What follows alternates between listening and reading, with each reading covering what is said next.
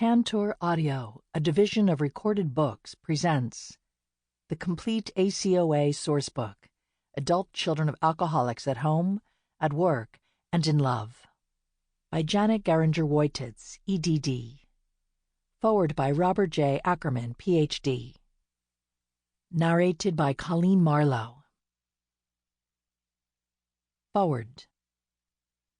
I am honored to write the foreword for these three very important works of Dr. Janet Wotitiz. For many years I had the privilege of knowing Jan. We shared much.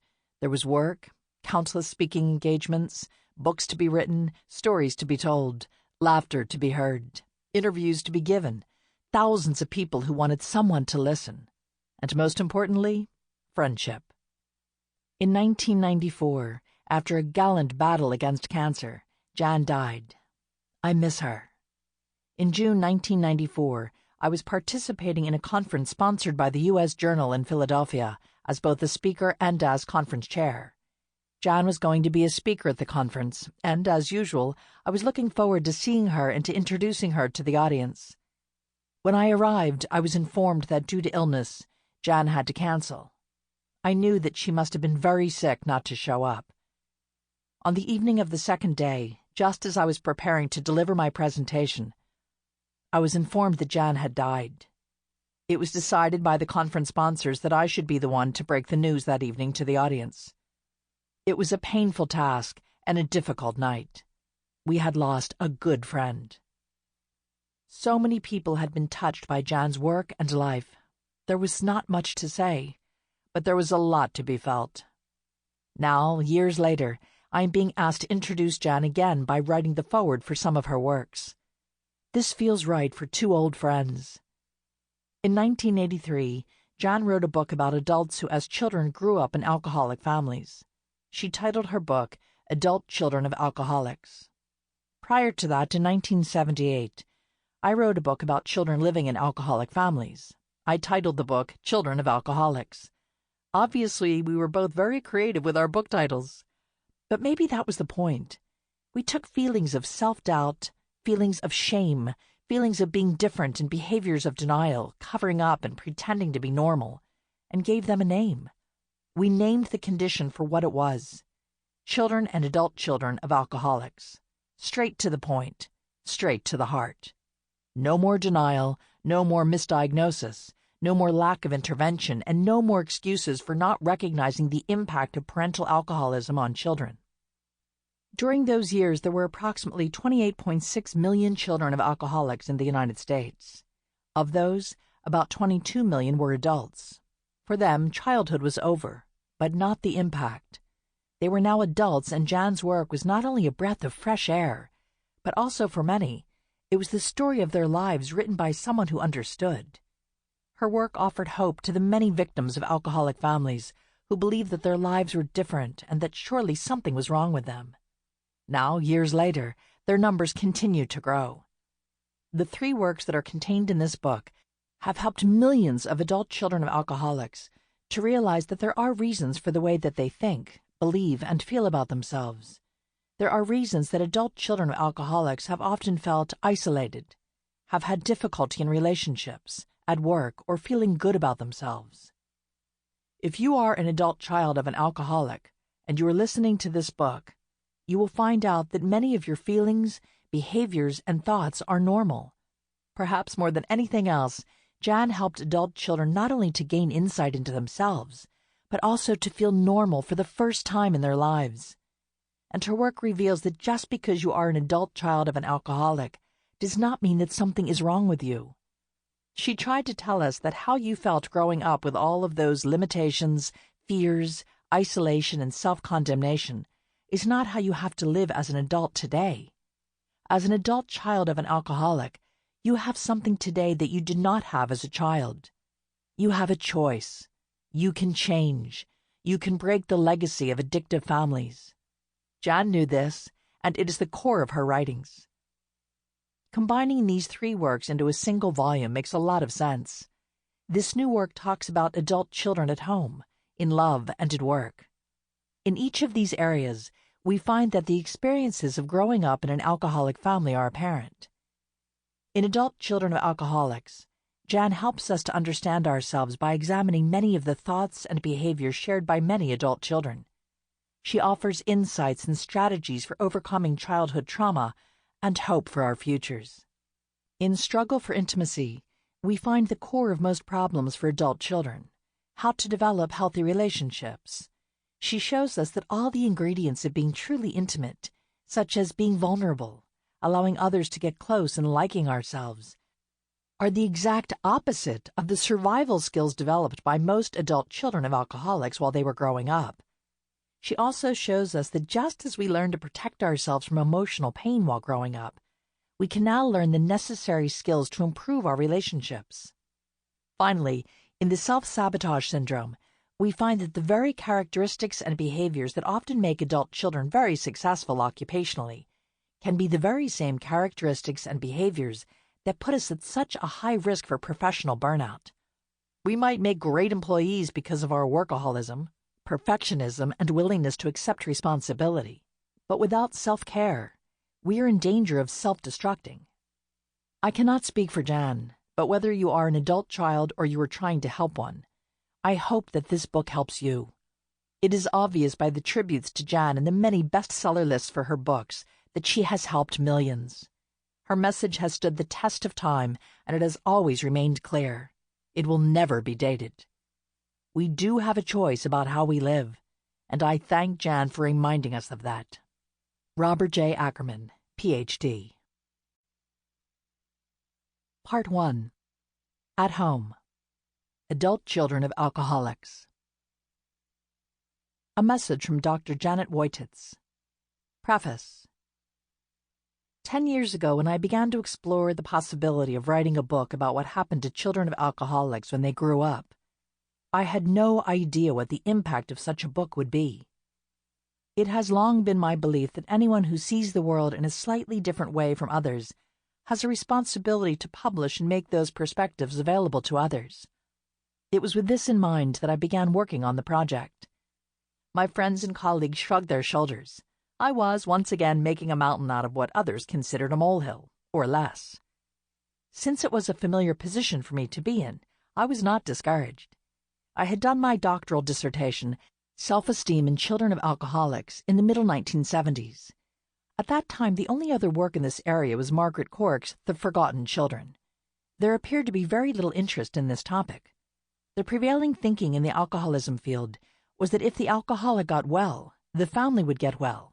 So attention was focused on the alcoholic. After all, most folks find the person with the lampshade on his or her head more interesting than the partner cowering in the corner. This was not true for me. I have always been more fascinated by the reactors than the actors. The 70s, when I was doing my research, was an era of great individual exploration. It was a time of encounter groups, drug exploration, and sexual freedom. It was a time of I. So the idea that there were millions of people being profoundly impacted by the behaviors and attitudes of others, and who had no self to indulge, ran contrary to the flow of the time. I had been outspoken against the Vietnam War when John Kennedy was in office. I had argued for civil rights before the sit-ins. Since I was acutely aware of the overwhelming impact of my husband's alcoholism on me and my children, it was only natural that I call it the way that I saw it. It also is not surprising that my point of view was not shared. My continuing interest in what happens to the family led to my writing Marriage on the Rocks. I had found that if I gave my clients a talk about what other folks I knew felt about living with alcoholism, it would cut down their denial. When I told them before they told me, they were amazed and relieved. This led me to believe that if someone saw their feelings and experiences in print, it would validate them even more strongly and be helpful in the therapeutic process. Someone needed to bring this reality out of the closet. This information had to be shared. When Marriage on the Rocks was published, I went on a book promotion tour that covered all the major markets in this country. The idea of the influence of what we now call codependency was not of general interest. Although the need was great, the denial was clearly greater. Ironically enough, almost every radio and television station I visited greeted me with an apology because my book had been stolen. I knew what that meant. Someone living with alcoholism was too embarrassed to ask to borrow the book. I also found that I was invited not because it was a hot topic, but because a reporter or producer had the problem and wanted a private session with someone who understood. The Al-Anon program was and continues to be a primary resource for family members. I will always be grateful for the personal support and professional encouragement I received in those rooms. It was the one place where folks believed that the family could get well regardless of what the alcoholic did. Since the program is designed primarily to serve the newest member living with an active problem, and rightly so, others who are in different life circumstances have to do some translating in order to relate what is being said to their own lives and to gain the benefit. So adult children, although equally needy, don't quite connect. The development of much-needed support groups specifically for ACoAs fills that gap. In 1979, I was invited to participate in a symposium in Washington, D.C. on services to children of alcoholics. It was sponsored by the National Institute for Alcoholism and Alcohol Abuse, NIAAA. 12 of us were invited, and we were told that they only had 24 people in the country to choose from. For the first time, I felt that I was among other professionals who appreciated the importance of the work. In 1980, I was invited to design and teach a course on counseling children of alcoholics at Rutgers University Summer School of Alcohol Studies. It was then, and to the best of my knowledge still is, the only course of its type in the world. It is a great credit to Rutgers and the willingness of those involved in the summer school that they were educational leaders. That course set the spark, and it was so wonderful to be validated and supported. Soon there was much interest within the alcohol treatment community, and I received invitations from all over the country to address and train professionals. At about the same time, the adolescents whom I had known through friends in Al-Anon and through my clinical practice were growing up. It was clear to me that the struggles of those who were affected by an alcoholic parent were somewhat different from others of the same age whom I knew and with whom I worked. One day, when I was giving a lecture on children of alcoholics, I happened to say, "The child of an alcoholic has no age. The same things hold true if you were 5 or 55. I am convinced that it was from that moment on that people started listening differently. I was no longer talking about the children. I was talking about them. I made the decision to form a group that focused on the problems of being an ACoA, to work in this area with individual cases, and to test my findings nationally. For the next 2 years, I did precisely that. No matter where I went in this country or abroad, the response was the same. You are describing me and my life. At long last, I feel validated. I am not crazy. From those findings, I wrote the book Adult Children of Alcoholics. Adult Children of Alcoholics was not designed as a clinical book. It was not a scientific report of my research. It was rather a sharing of my observations and of the consensus of self-understandings of the hundreds of adult children of alcoholics with whom I came in contact. In describing the characteristics of ACoAs, I was not discussing character defects.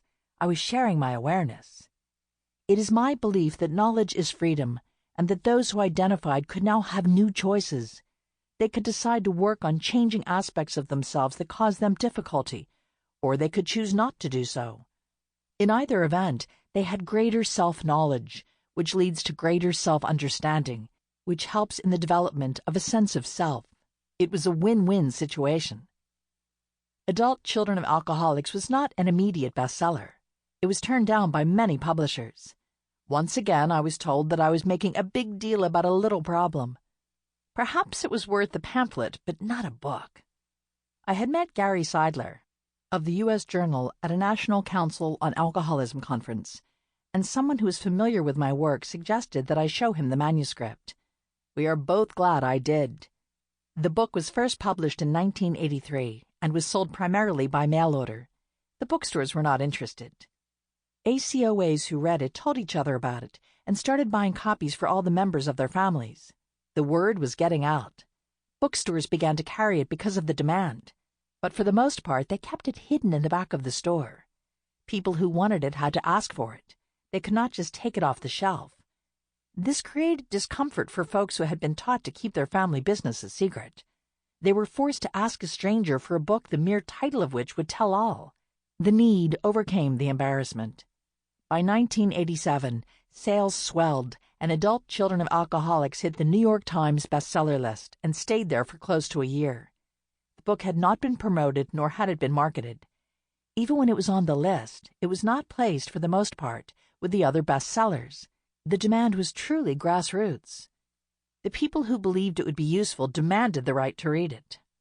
At this writing, Adult Children of Alcoholics has sold close to 2 million copies in the United States, Canada, England, Australia, and New Zealand. It has been translated into Norwegian, Finnish, Danish, and German, and will be translated into Russian. There is the beginning of international recognition that the impact of alcoholism on children is similar regardless of culture, race, national origin, religion, or economics. It is truly a pandemic. The language of suffering is universal. It also has become clear that the impact of other troubled systems is similar, and that the alcoholic family system is a model for many other troubled families as well.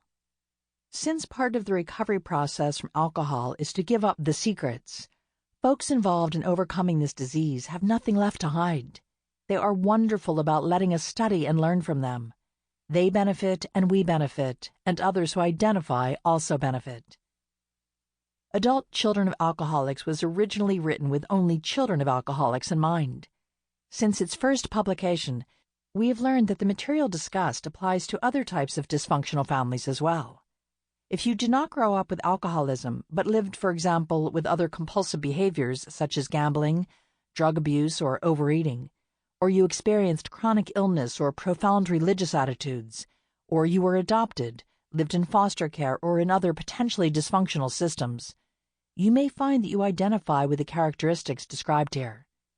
It appears that much of what is true for the children of alcoholics is also true for others, and that this understanding can help reduce the isolation of countless persons who also thought they were different because of their life experience. Welcome. 5 years ago, I founded, with the assistance of several talented colleagues, the Institute for Counseling and Training in Verona, New Jersey.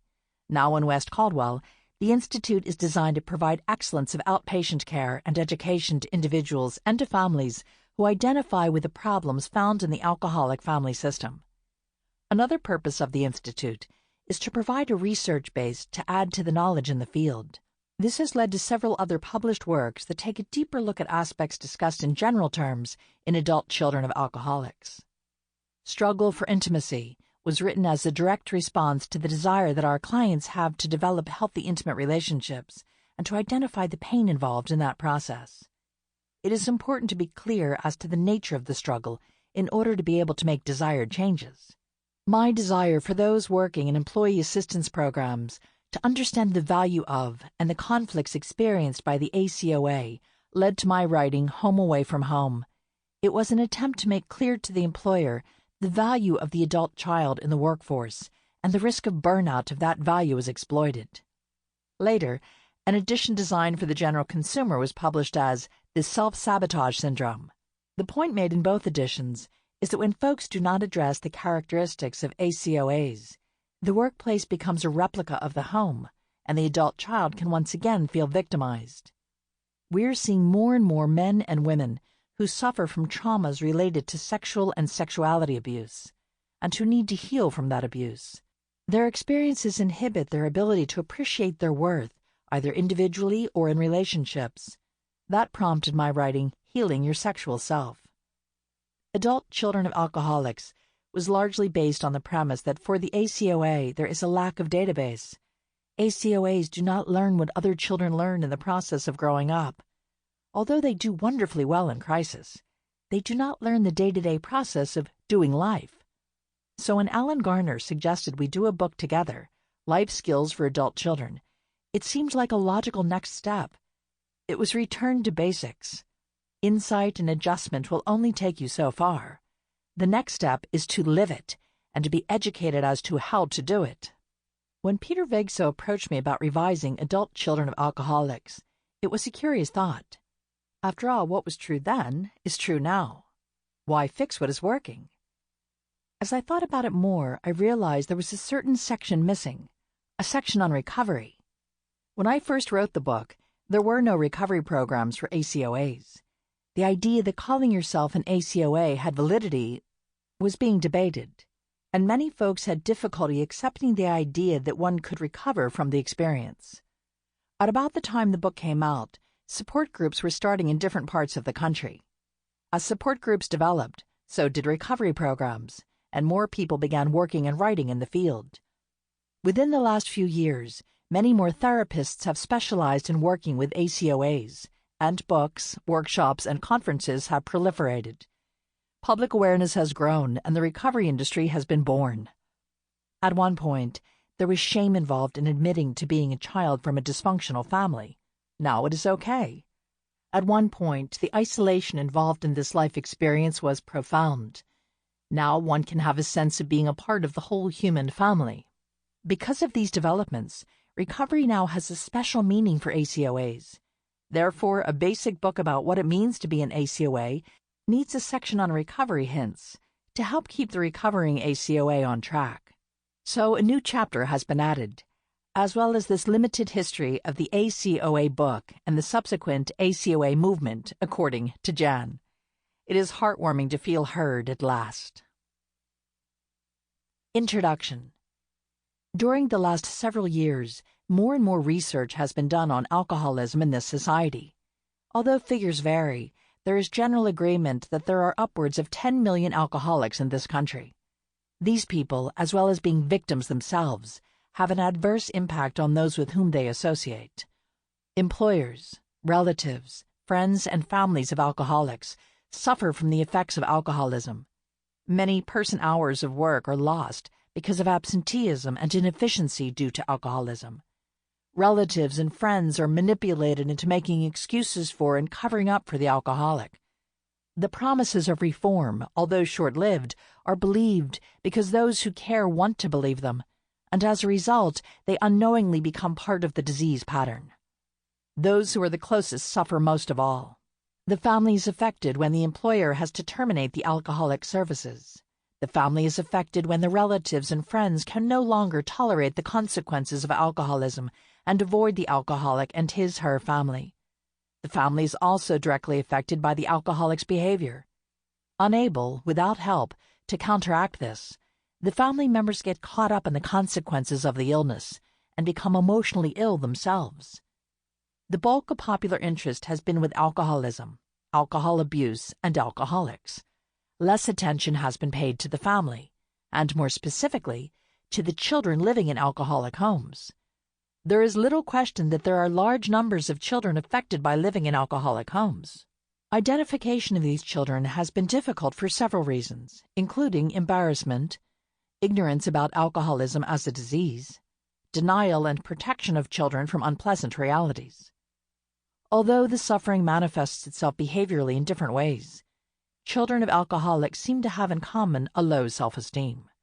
This is not surprising, since the literature indicates that the conditions which lead an individual to value himself or to regard herself as a person of worth can be briefly summarized by the terms parental warmth, clearly defined limits, and respectful treatment. There is considerable literature in which it is argued that these conditions are absent or inconsistently present in the alcoholic home. The alcoholic parent's behavior is affected by the chemicals within, and the non-alcoholic parent's behavior is affected by reaction to the alcoholic. Little emotional energy remains to consistently fulfill the many needs of children who become victims to the family illness. Parents are models whether they want to be or not. According to Margaret Cork, it is in the give and take of relationships with parents and others that the child finds a sense of security and self-esteem, and an ability to deal with complex inner problems. Cooper Smith's study with adolescent boys indicates that children develop self-trust, adventuresomeness, and the ability to deal with adversity if they are treated with respect and are provided with well-defined standards of values, demands for competence, and guidance towards solutions of problems. The development of individual self-reliance is fostered by a well-structured, demanding environment, rather than by largely unlimited permissiveness and freedom to explore in an unfocused way. The research of both Stanley Cooper Smith and Morris Rosenberg has led them to believe that pupils with high self-esteem perceive themselves as successful. They are relatively free of anxiety and psychosomatic symptoms and can realistically assess their abilities. They are confident that their efforts will meet with success, while being fully aware of their limitations. Persons with high self-esteem are outgoing and socially successful and expect to be well received. They accept others, and others tend to accept them. On the other hand, according to Cooper-Smith and Rosenberg, pupils with low self-esteem are easily discouraged and sometimes depressed. They feel isolated, unloved, and unlovable. They seem incapable of expressing themselves or defending their inadequacies. They are so preoccupied with their self-consciousness and anxiety that their capacity for self-fulfillment can be easily destroyed. My own research for self-esteem in children of alcoholics showed that children of alcoholic parents have lower self-esteem than those who do not come from homes where alcohol is abused. This was expected. Since self-esteem is based mostly on the amount of respectful, accepting, and concerned treatment from significant others, it is logical to assume that the inconsistency of the presence of these conditions in an alcoholic home would negatively influence one's ability to feel good about herself. Interestingly enough, a variable such as the age of the subject was insignificant as a determinant of self-esteem. 18-year-olds and 12-year-olds saw themselves in essentially the same way. They may behave differently, but they don't have different self-feelings. This points up the fact that self-perceptions do not change over time without some form of intervention. The way the self-attitude manifests itself will change, but not the self-perception. If this is true, and research tends to support this concept, then an important population to pay attention to are the adult children of alcoholics. We have not ignored this population. We have simply not labeled them fully.